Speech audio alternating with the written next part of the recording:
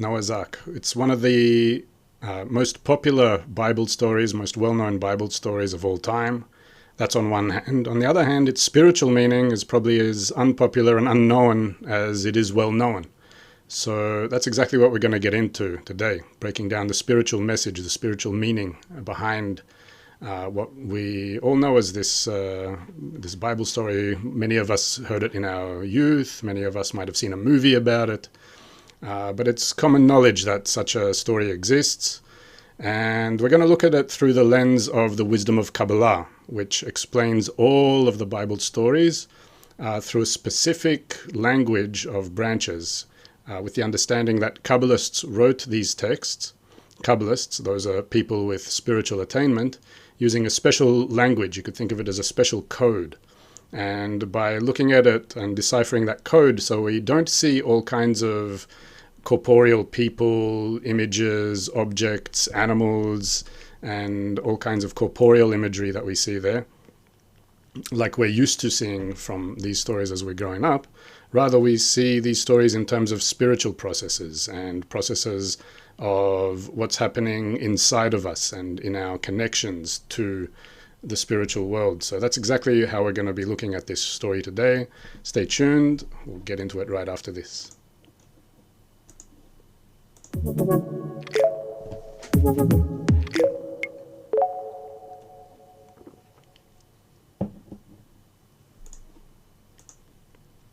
So as I mentioned, we look through the lens of the language of branches, it's called in the wisdom of Kabbalah.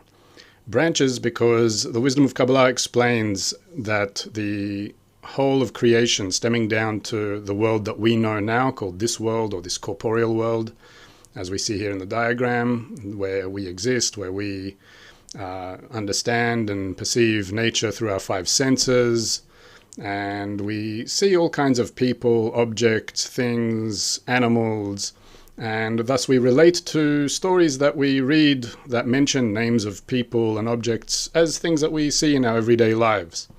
So that's the understanding we have at this world. However, Kabbalists who originally wrote these texts wrote them in a special code, which actually doesn't relate to any of that. They're rather describing all kinds of processes taking place within us. And not just within us, but within us when it's describing a process of us moving toward a spiritual state and understanding spirituality as a state of bestowal, as a state of giving, bestowing, loving, connecting above our innate desire to receive. And all kinds of processes, phenomena, structures that take place through this new sense that we acquire when we enter that spiritual world. And so the Kabbalistic texts, such as the Bible, the Torah, the Pentateuch, the Zohar, they are written from these heights, as you can see in the diagram here. They're written describing the spiritual world, but they use a language of branches, meaning since we cannot perceive the spiritual world with our five senses, there's nothing that we can imagine. Even with our wildest fantasies, everything we will imagine will always take some kind of corporeal form.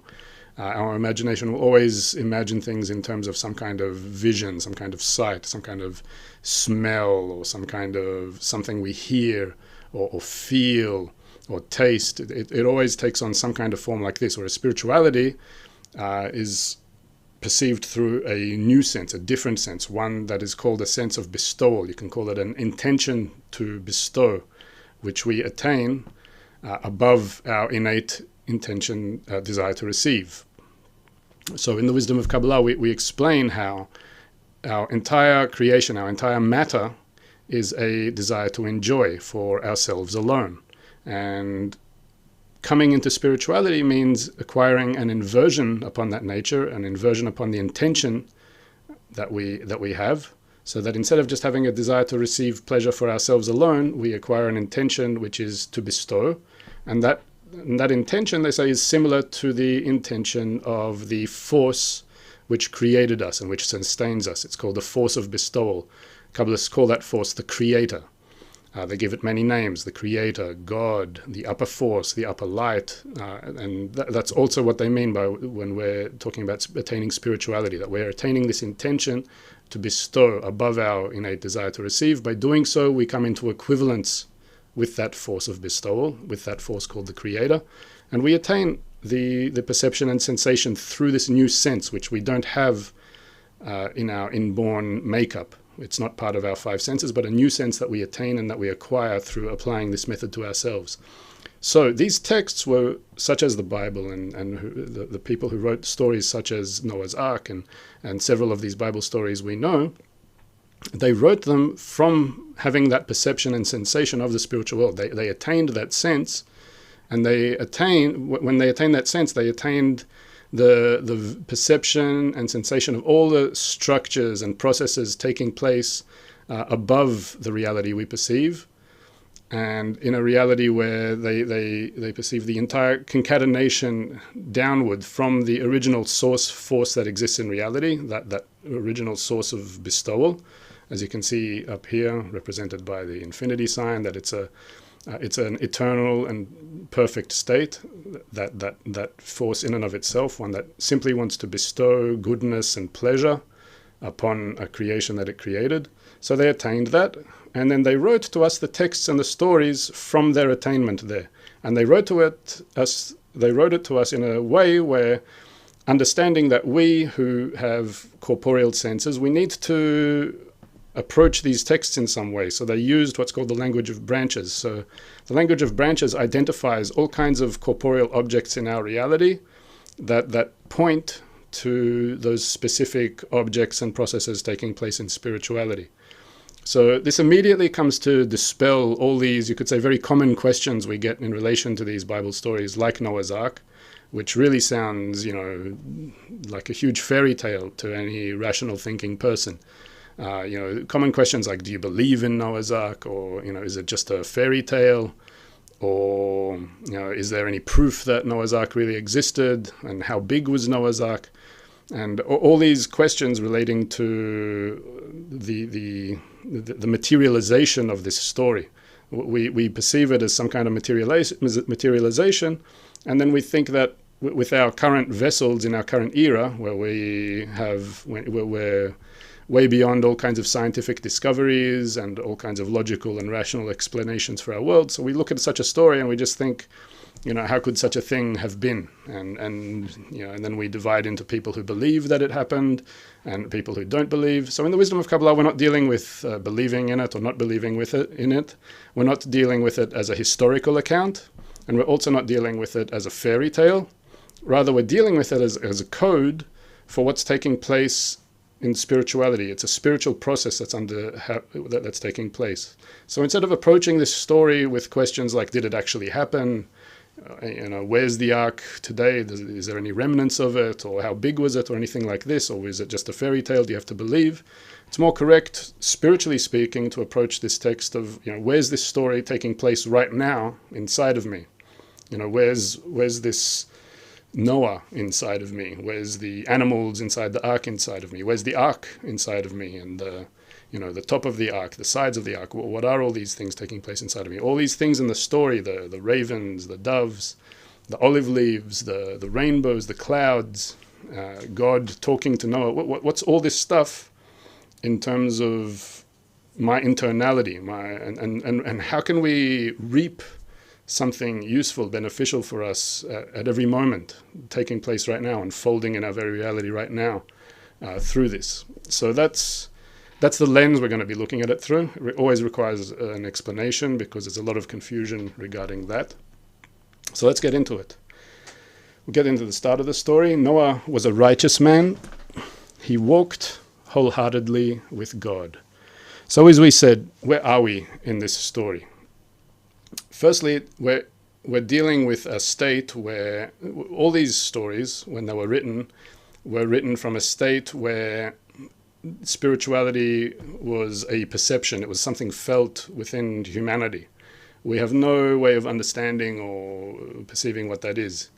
Even if we can't even imagine, for example, what it means to have lived, 100 years ago from now. The amount of technology and information and even the exponential leap in population today and all kinds of things that we have today, we have no vessels to perceive what it means to even just live 100 years ago, that alone, thousands of years ago when these texts were written.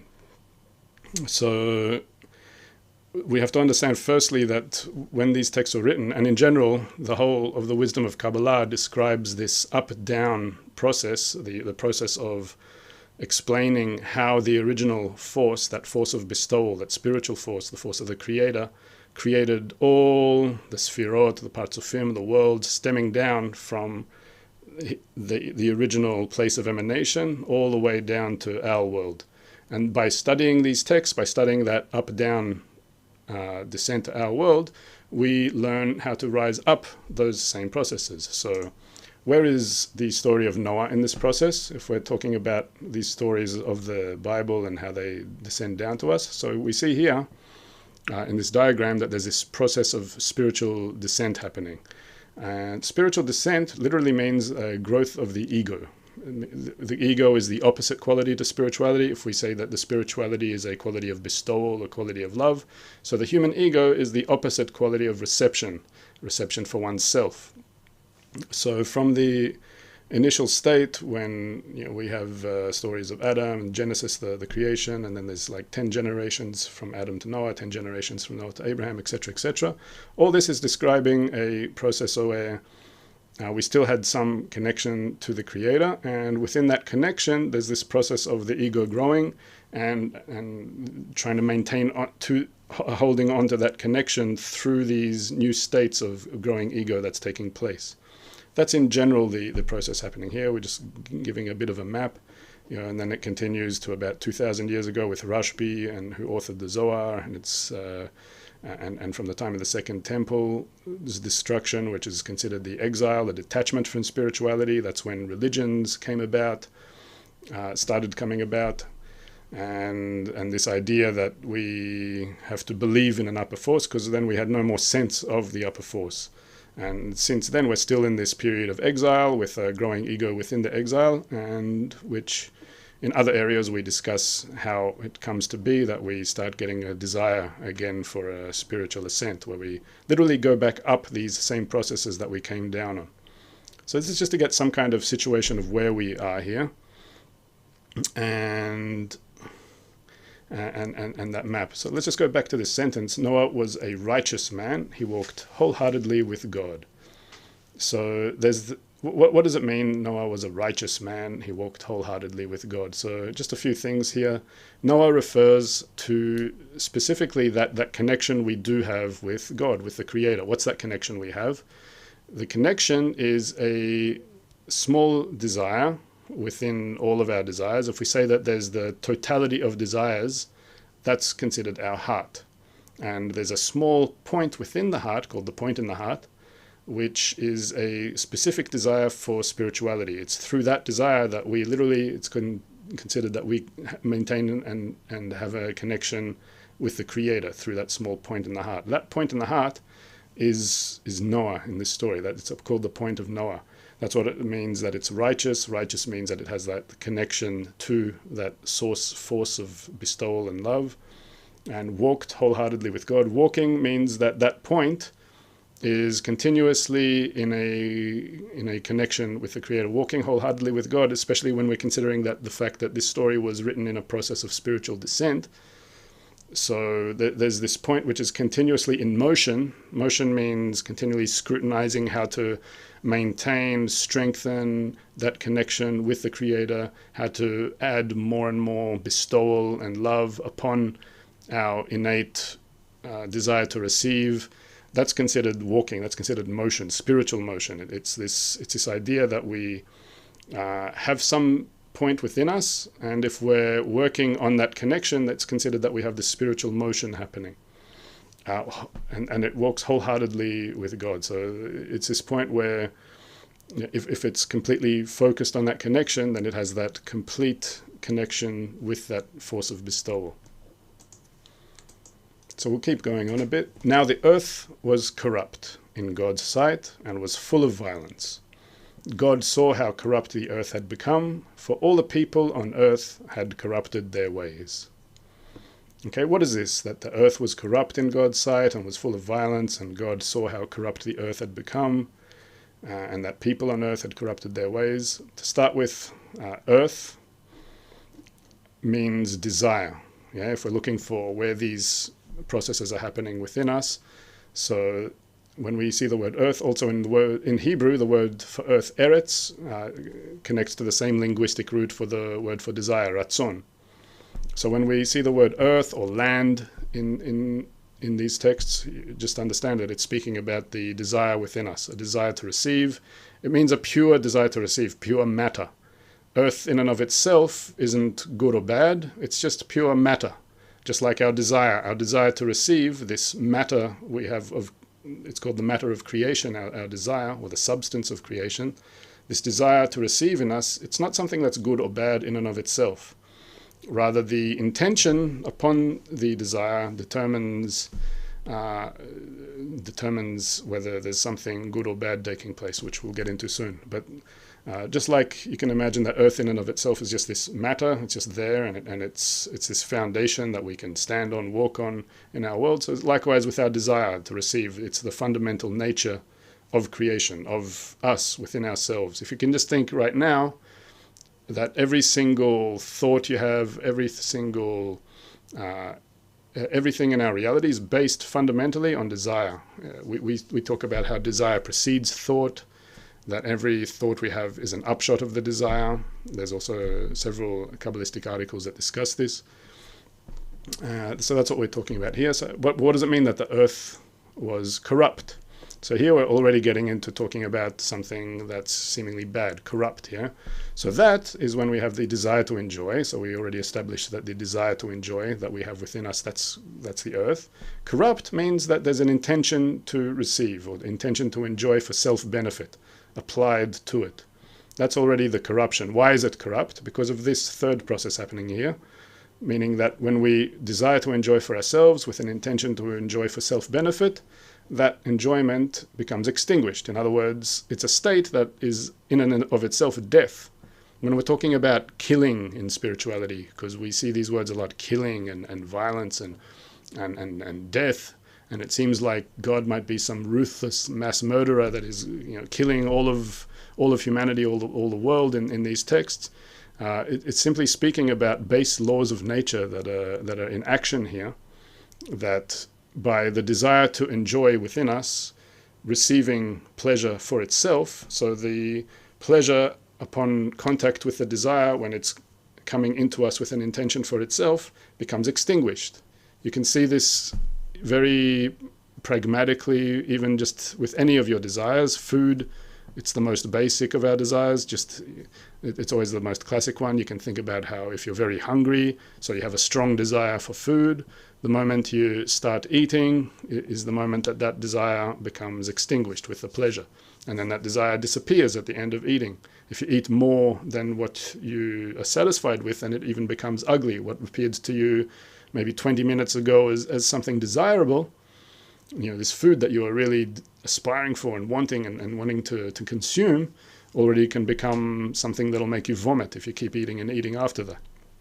Why? Because the desire became extinguished. It died. You killed the desire by eating. And then, with time, that desire will reemerge and we'll want more. But that's at our corporeal level. We can already explain this. But this is the fundamental process that the wisdom of Kabbalah is talking about when we're talking about the corruption of a desire. In the whole of this wisdom, the whole spiritual process, ultimately, if we're talking about fundamentals, we're talking about the process of correcting our desire. We're talking about a process of correcting the corruption that was made in creation, which means the correction of the desire to enjoy, the correction of this corruption means inverting this intention to receive pleasure for self-benefit, simply to its opposite. If we can imagine that this arrow is pointing upwards with an intention to bestow, and that when we attain that intention to bestow upon the desire to enjoy,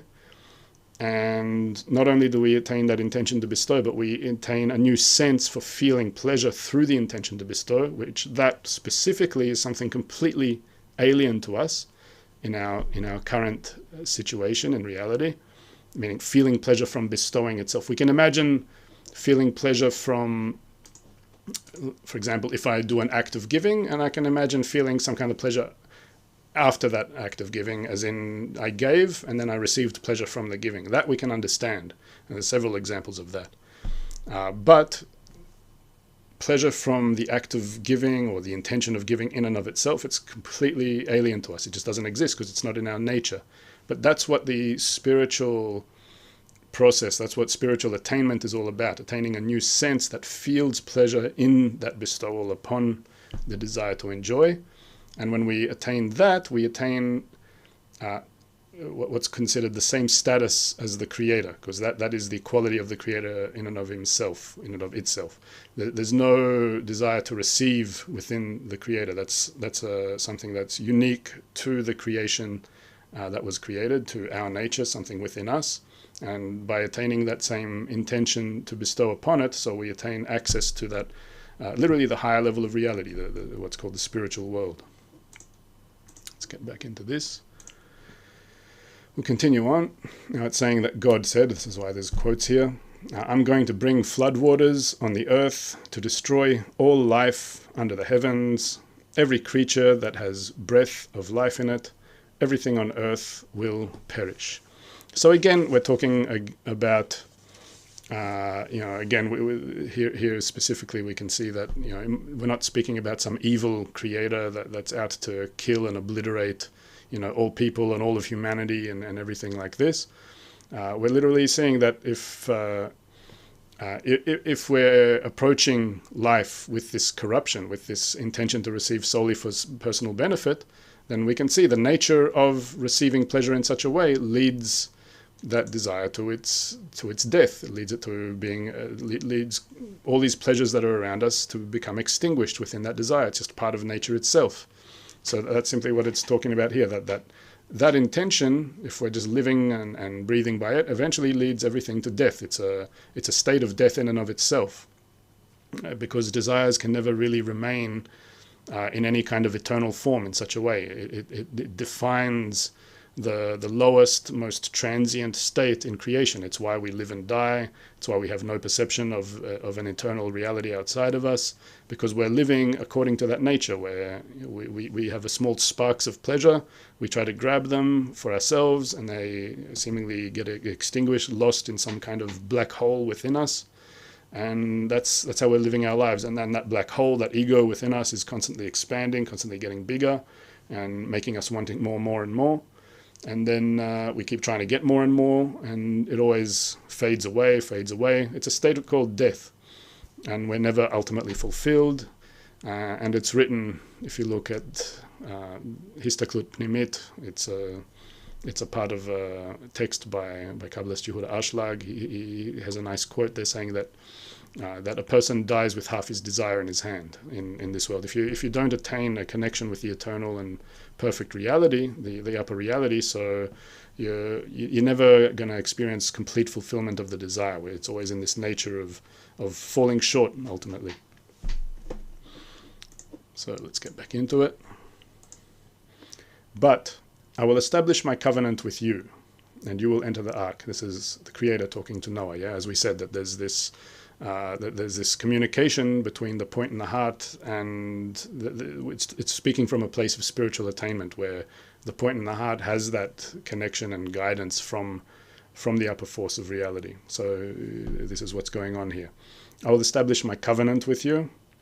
So a specific kind of connection there between the corrected part of creation and the Creator. I will establish my covenant with you, and you will enter the ark, you and your sons and your wife and your sons' wives with you. Again, what's all these things? Sons, wife, sons' wives. Let's keep going into a few more of them. You are to bring into the ark 2 of all living creatures, male and female, to keep them alive with you. 2 of every kind of bird, of every kind of animal, and of every kind of creature that moves along the ground will come to you to be kept alive. You are to take every kind of food that is to be eaten and store it away as food for you and for them.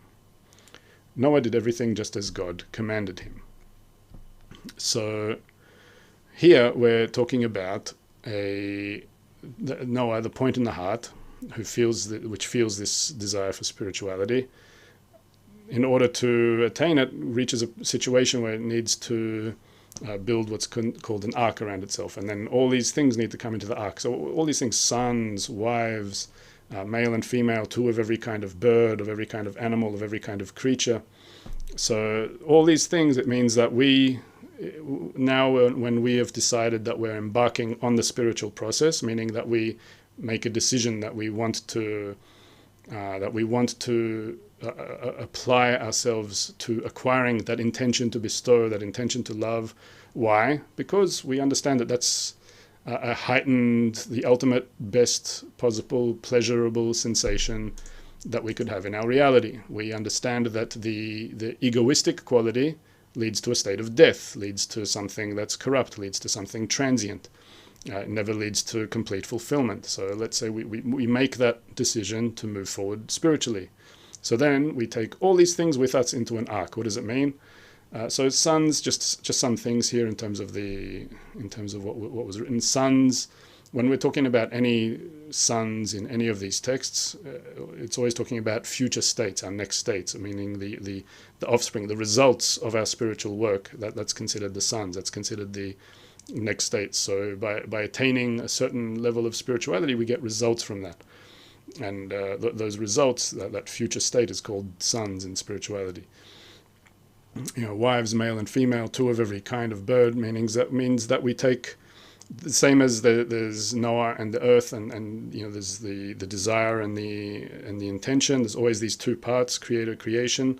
So there's always these corrected parts, the parts related to having that intention to bestow applied upon them, and the uncorrected parts. And all these desires, literally all these birds, animals, creatures that we take into the ark, it's taking all of our desires into a place where we want to place those desires under some form of protection, under some form of, that's really what the ark's talking about, a spiritual form of protection.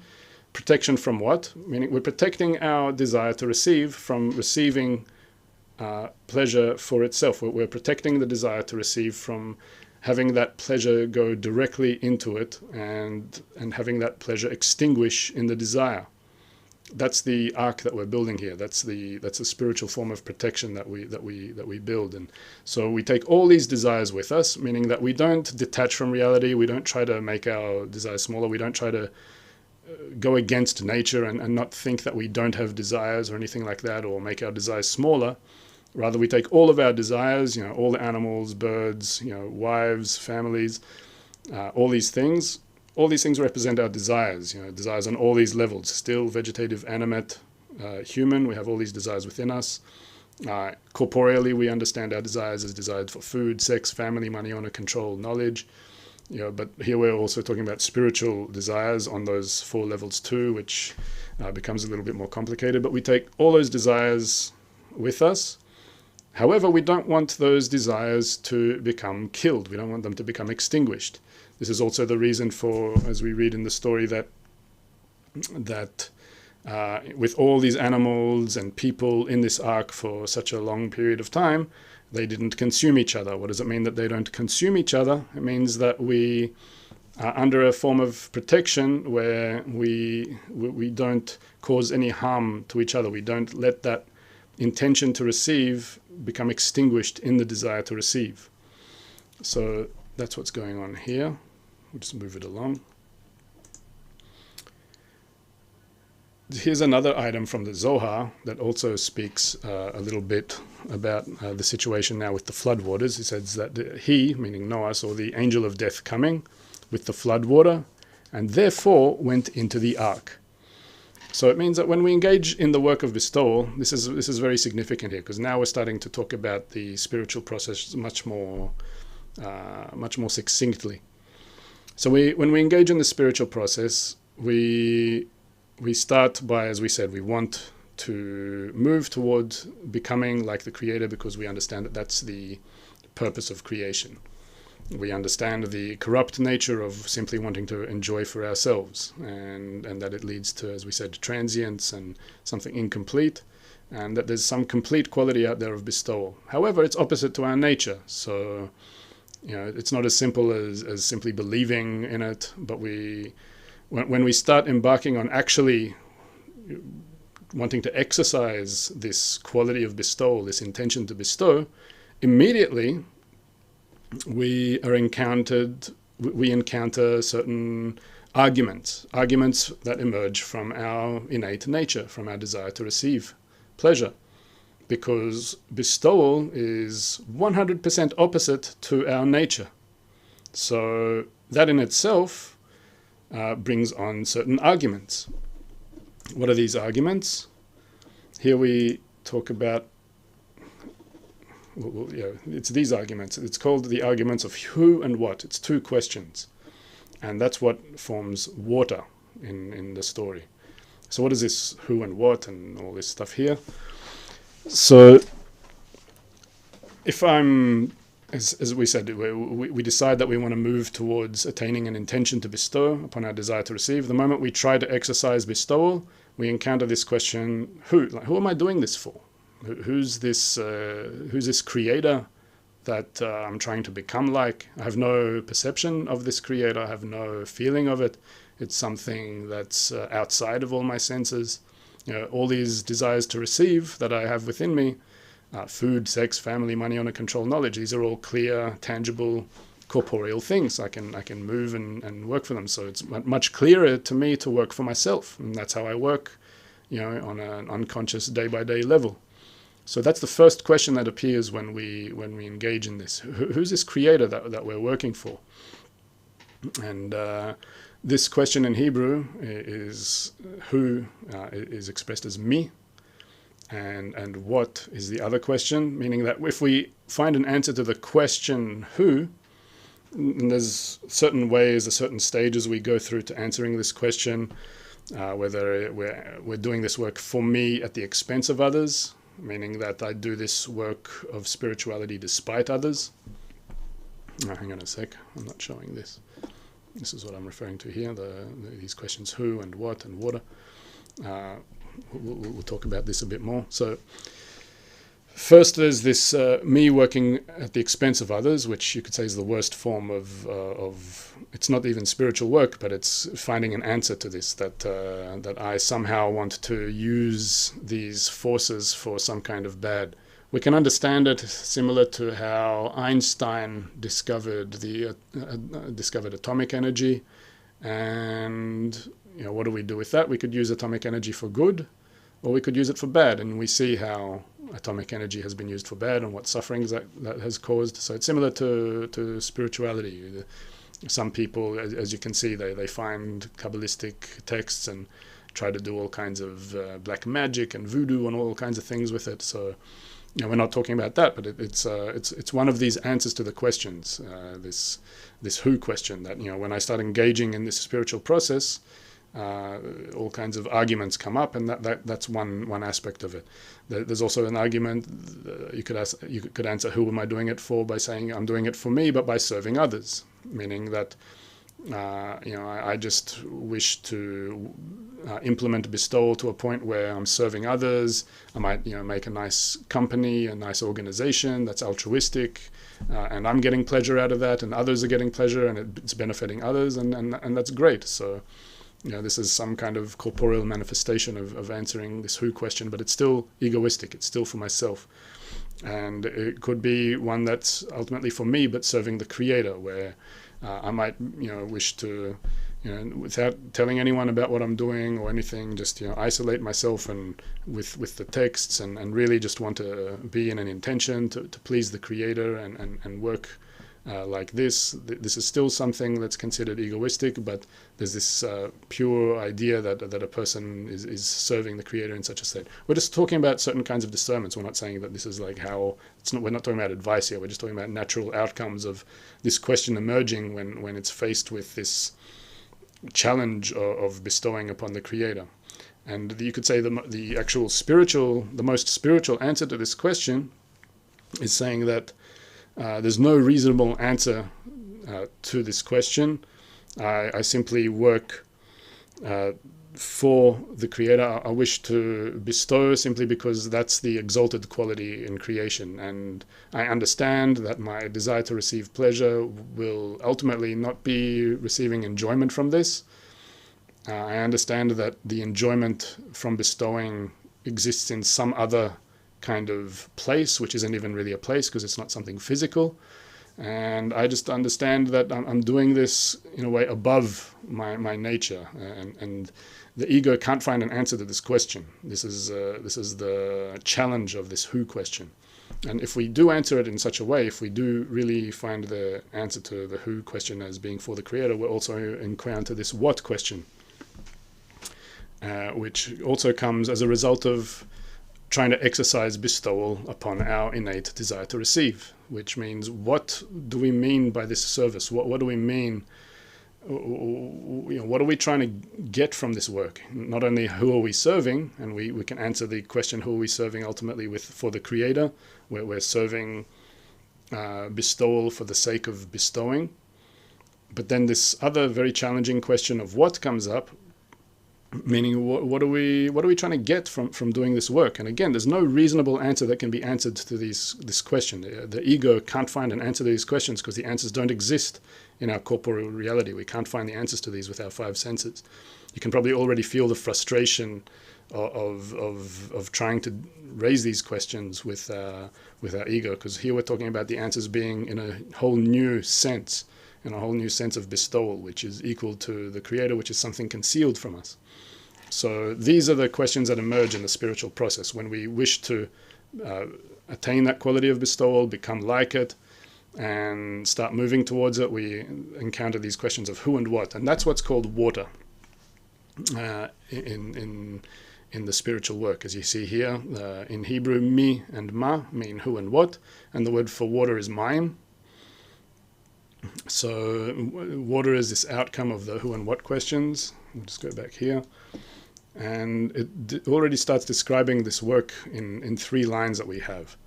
The spiritual work in 3 lines, where we apply ourselves to what's considered the right line, where we engage in an environment of books, teachers, and what's called the supportive environment of a group, meaning others with points in the hearts too, others with a spiritual aspiration.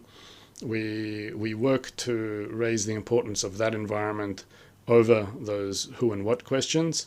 And the more that we engage, you could say, in the right line, the whole spiritual work is trying to increase the importance and prominence of this right side here, meaning the environment here, what we're talking about, the books, teacher, and group. These are the 3 means for spiritual progress. The means for spiritual progress is choosing this environment, which is defined as books written, as we saw in that diagram earlier, books written at a spiritual level, which we can draw the forces from those spiritual levels from and draw them into our reality. A teacher, who is also someone with attainment that we can literally learn from and who can guide us to approach these 3 means in order to move forward spiritually. And the group, which, as we said, it's others with spiritual aspirations, others with point in the heart, which form a supportive encasing. And engaging in that environment, that is the meaning of what I meant earlier by saying exercising bestowal, meaning that we exercise it. We're still undergoing a certain demo version of spirituality. It's a demo version of this quality of bestowal that we're trying to reach by trying to implement those qualities of bestowal, those qualities of love in this environment, learning and absorbing from the books, from the teacher, also from the group. But also the group provides a place where we can give back those forces too, and play a certain and have a certain interaction here. Sometimes you hear the group described as a bank, like a spiritual bank, that similar to how a bank in corporeality, as much as you put into the bank, so you have that money there waiting for you when you need it. So similar with spirituality, the more you apply efforts to bestow into the group, so then those forces there remain and come back to you when you need them. And when do we need them? So the moment we exercise bestowal, the moment we exercise wanting to enter spirituality and working with that environment of books, teacher, group in order to advance. So we encounter these questions, which are on the left here, the who and what questions that we discussed. And the more we encounter those questions, the more they really submerge us. We feel the more that we progress, the more resistance comes, and the more that they turn into what's called a flood. Yeah, floodwaters. where we really feel that when we start feeling these questions as a flood, when we really start feeling that there's, because we're dealing with going against our nature, so that brings us to what's called the middle line, which is a sincere, genuine desire, sincere prayer to wish to change, to wish to acquire that spiritual quality. And that's the representation of the ark in the story. The ark, as we said, it is that spiritual form of protection. It's what becomes formed around us. Literally, it means the quality of Bina. We understand this is one of the 10 Sfirot. There's a Sfira of Bina. The Sfira of Bina is the Sfira which is the creation or the created being in total bestowal back to the Creator. So if we have this intention just to bestow without any self-interest laced within, with no shred of self-interest, so that is literally our protection for every form of pleasure that's coming our way to become extinguished inside of us. And we build that ark by working with building that environment around us, these means of books, teacher, and group, strengthening in that. And the more we strengthen in that, the more we invite the forces from spirituality, these forces of bestowal. It's called the surrounding light in the wisdom of Kabbalah, which comes and then it becomes useful when our desire opposes that bestowal that we draw to ourselves with those who and what questions, and the result of that is entering that ark, a state where we are in protection. Let's move on a bit. So here as well, let's just differentiate as well between two kinds of waters. So flood waters specifically, it's the intention to receive upon the desire to receive. It's when these questions of who and what, let's say, giving into those questions becomes something that that becomes as a flood, whereas peaceful waters, it's a different attitude here. So we're even talking about waters here and the difference between peaceful waters and flood waters, it's a different kind of attitude. So if we have that intention to bestow upon the desire to receive, so we experience the waters as peaceful waters. If it's the contrary, and we're feeling that more and more resistance, so it's considered the flood waters, and that's when we're in need of an ark, some kind of dwelling structure to encase ourselves in, to have protection from being pulled into death, into the desire to receive. There's also this concept you'll see in spiritual texts, in the Kabbalistic texts. I didn't prepare it here, but there's a concept that there's a saboteur inside the flood. It's written that there's a saboteur inside the flood. The word for saboteur as well in Hebrew, it's mechabel. Today you'll hear the word mechabel translated to terrorist,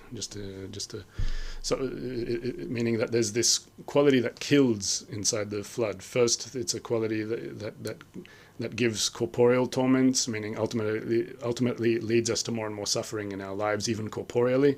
This quality of just receiving for ourselves alone, and being drawn away from spirituality, we eventually lead to an accumulation of all kinds of suffering. But the flood itself brings upon the corporeal torments, and then the saboteur within the flood, that's the spiritual torments, meaning the thing that kills our spirituality. Simply put, when we receive pleasure for ourselves alone, that's already detaching us from spirituality. That's making us be opposite in form from the eternal force of the Creator, and that's what's called death, or spiritual death here. We'll just go on to see if we can get through this whole story here.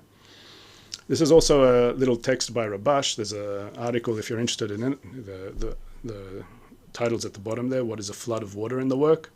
You'll be able to find it in our website at Kabbalahinfo. It talks about this whole process. So in spiritual terms. So when these two, me, who, and ma, what, connect, it creates the combination of mayim, water. This is the meaning of the words, a flood of water on the earth, by which they died. That is, all the spirituality which is called life was lost due to these waters, which are the two questions, who and what. The spirit of life of Kedusha, meaning the spirit of life of holiness, the life of bestowal, the life living in bestowing to the Creator, departed from them, and they remained dead. As it is written, the wicked in their lives are called dead. Yeah, that's if we follow the intention to receive for ourselves alone, and you could say agree with those questions of who and what, and let them lead us to the place of death. This is called the waters of the flood in the work. Because of these waters, they died in the work and could not continue the work of the Creator due to the arguments who and what. So here it becomes very clear how we're talking about a spiritual process as well. If you go into that article, you'll see that very clearly. We'll keep reading in a second. Let's have a bit of cold tea. Okay, so we'll move on a bit. For 40 days, the flood kept coming on the earth, and as the waters increased, they lifted the ark high above the earth. The waters rose and increased greatly on the earth, and the ark floated on the surface of the water. They rose greatly on the earth, and all the high mountains under the entire heavens were covered. Every living thing on the face of the earth was wiped out, people and animals and the creatures that move along the ground and the birds were wiped from the earth. Only Noah was left and those with him in the ark. Yeah, so with everything we've set up until now, we can understand that, that everything that has the intention to receive for itself ultimately is something that leads us to death, to spiritual death, something that's detached from spirituality and which has transience, incompleteness. It's literally a state called death, and everything which joins that process of going from the point in the heart to exercising bestowal and attaining that quality of bestowal, from the right line, applying it to the left line until it becomes the middle line, through the ark. So that comes out at the other end being all that's left, as it says. It's something that only the eternal quality, which is the quality of bestowal, is ultimately, that's all that really exists. And anything that we attain in our lives, which is connected to that eternal quality of bestowal, so that's what ultimately remains. And what's these 40 days? We see this word 40, or this number 40 a lot in all across the wisdom of Kabbalah, all across the Bible. 40 in Hebrew is the word letter mem. As you can see, this letter mem here is a closed structure. You can see how it's symbolic of the ark, also a closed structure, a form of, as we said, spiritual protection, protection from the intention to receive for personal benefit coming to kill our spirituality. This letter is actually comprised of 2 dalets. If we just go here, I can show that to you. So, wrong pen. So we have the letter dalet in Hebrew like this. And if we put 2 of them together, one upside down to the other, that's what gives us the mem. Dalet is also representative of a door, is also represents a door. So it also shows that a certain time comes when these doors will open. And so the ark is a temporary structure to keep us protected for a certain period of time until the flood passes, and then we can come out of that. So it's talking about how there's these doors that open when we're ready for them to open. So we're also going to get into and talk about that a bit now. But God remembered Noah and all the wild animals and the livestock that were with him in the ark, and he sent a wind over the earth, and the waters receded. The waters continued to recede until the 10th month, and on the first day of the 10th month, the tops of the mountains became visible. Yeah, so you can already see this process, the waters receding, things are coming down. What does this mean? It means that, before we go here, it means that a time comes where the correction that's taking place here, as we said that there was a corruption and a correction took place. The correction that's taking place here is called a spiritual process of reaching a state of bestowal in order to bestow, meaning that when we go through the process of, working with that environment we talked about, the books, the teacher with the friends, to exercise bestowal, to increase the importance of spirituality over corporeality. And when we're faced with that resistance of the questions that emerge from our desire, and then we form the ark that protects us from those questions, and then those questions get more and more fierce, and there's more and more resistance, and the ark floats in these stormy, flood waters. So there comes a period where we reach a correction. It's called after 40 days, after this structure, mem, as we saw, takes place, and then everything starts to recede, meaning that those questions don't influence us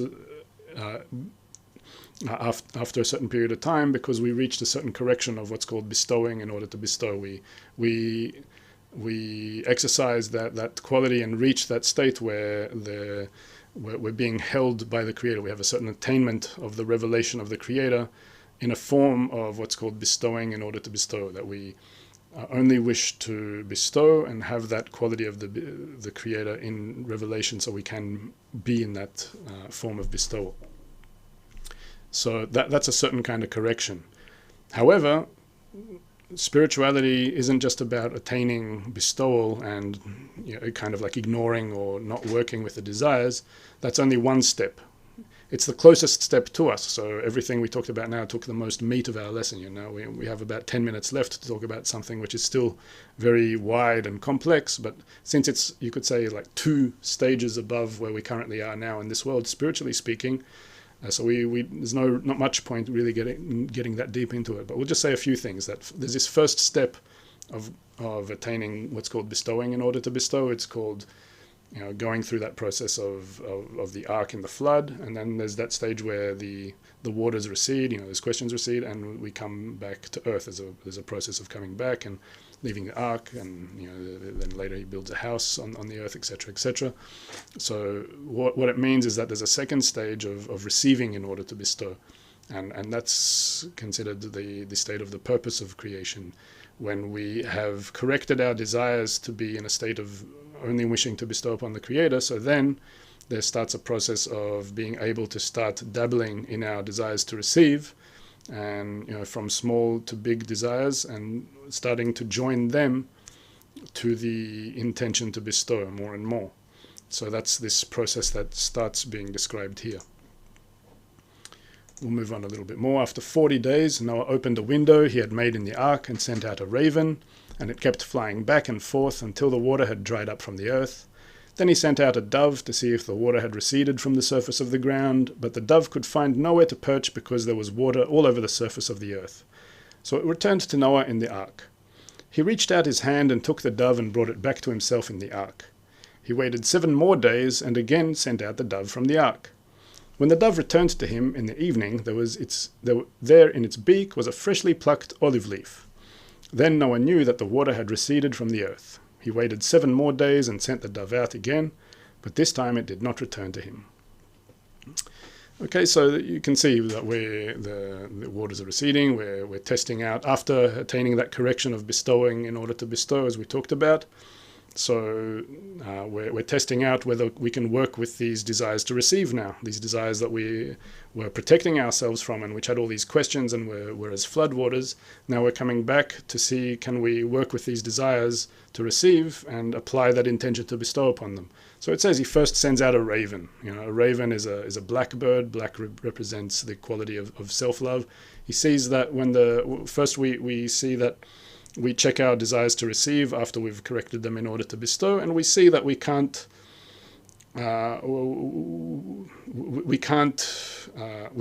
work with those desires in a matter of receiving solely for ourselves. That's the form of the raven.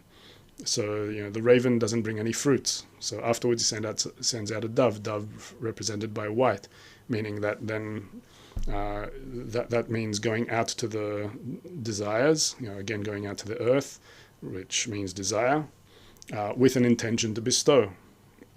And the dove, it takes a while, this process of checking and going back and forth. In general, in spirituality, there's lots and lots of back and forth movement, ascents and descents. Checking something, scrutinizing, not reaching a result, checking, scrutinizing, not reaching a result, confusions, clarifications, clarifications. It's a major process like this, and eventually it says that the dove brings back an olive leaf. Olives, it's also a very interesting fruit, spiritually speaking. Even in our world, we understand olives as a fruit, but they're bitter. Fruit we usually associate with sweet things. It's because olives represent that.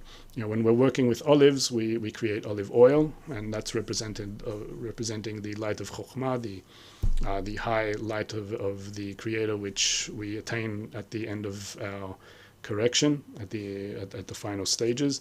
And that's ultimately the light that we draw.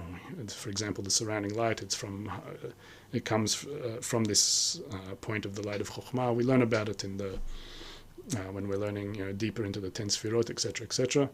But in short, it brings back a plucked olive leaf, meaning that, not the whole olive tree, which is a full structure, which is which is a full light, representative of the full light, but we get some kind of illumination that, after doing all kinds of checkings to see whether we can work with the desire to receive after we've undergone that correction of bestowal in order to bestow, so then we see that, okay, now we can work with something.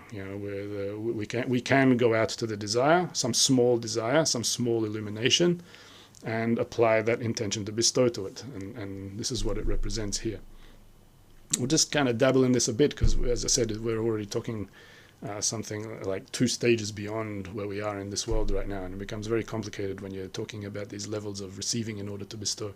But just for a little bit of an impression, the main thing here is just to understand how this is a process taking place within us, and there's nothing here talking about corporeal imagery, people, objects, or anything like that, but that we're purely speaking about a spiritual process taking place.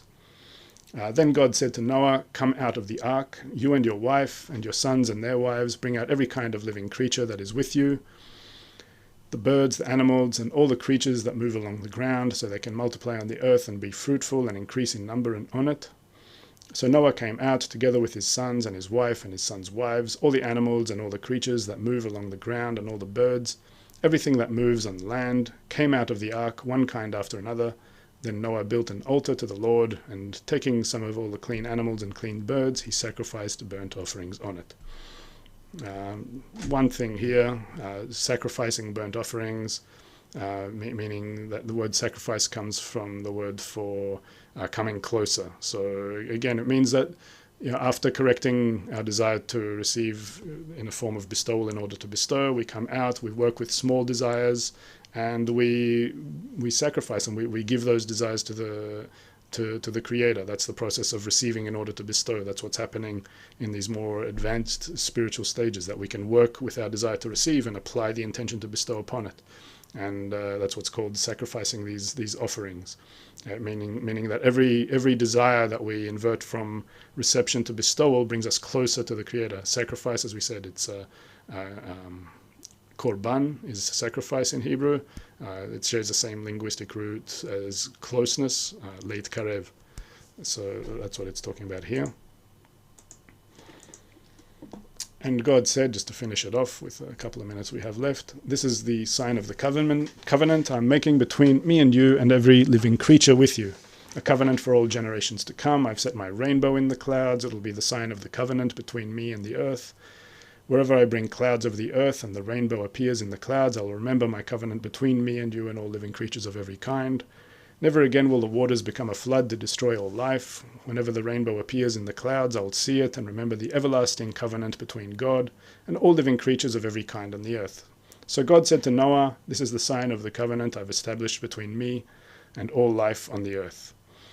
Yeah, lots of things here, rainbow and the clouds and this sign of the covenant. If we get into the 10 Sfirot, you'll see that there's this Sphira of Ziranpin. That's what it's describing there. It's 7 colors. What's interesting about a rainbow is that there's no black in it. Black is the quality of Malchut. Black is the quality, our quality, the quality of the desire to receive. So it's saying that if we always connect to that quality, what's called the Ziranpin, which is the quality above Malchut, we'll be able to connect through that Sphira of Ziranpin to the higher one of Bina. Through that, we'll always be able to establish a connection with the Creator, and that's the covenant that's given here, that we always can attain access, connection with the Creator if we apply ourselves to connecting our point in the heart to those means that bring us closer to the Creator. Oh, what's this? Okay. Well, that's about all we have time for. We're going to go now. I understand you would have had lots of questions and lots of things. This is a very, as you could see, it was a very full lecture, full of content, so I didn't have time to get to it. But we will take your questions now into a 1-hour session in Kabu. I'll just put this here. You'll be able to follow the links in the descriptions. If you're not a Kabu member, we definitely recommend getting a membership. It's where you can take introductory courses in the wisdom of Kabbalah. Things that I was mentioning, like the 10 Sfirot and understanding a lot of these fundamentals, even the language of branches, which I just mentioned in passing, and a lot of these things that I mentioned in just a few words. You have full courses there and a full structured study. You can take courses which lead you even to finding a Kabbalistic group, even a virtual one you can work with online, and working with them and exercising this wisdom, or just getting much more deep into the fundamentals of the wisdom. So sign up to Kabu if you haven't, and also by signing up to Kabu you'll be able to join our Q&A session, which is coming up right after this. So all these questions you have now on this lecture and on this topic, you can bring them into the Q&A session, and we'll be answering them there. It's a Zoom session, so you'll find the link as soon as you sign up. So just follow the links in the chat, in the description. And just one other thing I need to make a mention of here is the Kabu retreat coming up on September 9th till 11th. Physically, in person, it's going to be in Iroquois Springs and Catskill Mountains in New York, which is a beautiful place. I was there last year. I was there. I'm going to be there this time too. Virtually as well, it also takes place. You'll be able to attend virtually from the comfort of your home if you can't make it in person. So definitely check it out. If there's one takeaway from this lecture, is that the moment you really want to exercise, if you really like these ideas and it speaks to you, if you feel you have a point in the heart and you wish to advance, so exercising that bestowal, as we talked about, working with that environment, so that becomes really a major thing. And the retreat is the meeting point of those three means: the teacher, the books, and the group, in a nice setting for 2 days, where you can really work with that, exercising. And everyone who's been there, everyone I know, always brings back very a lot of impressions. We say, and this stems as well from the founder of Kabu and B'nai Baruch, Kabbalist Dr. Michael Laitman, that 1 year of spiritual study alone, you get more from 3 days at a retreat than from 1 year of individual study, because you have such a connection with these three means. And just from turning up, you don't even need to really know anything, but just from turning up, you'll be encased in that environment, and it'll start working on you. The surrounding light will start working, and you'll be able to start seeing some impressions from what it means to move forward toward this quality. So definitely recommend it. Retreat.kabbalah.info. You can also follow the links in the chat, in the description.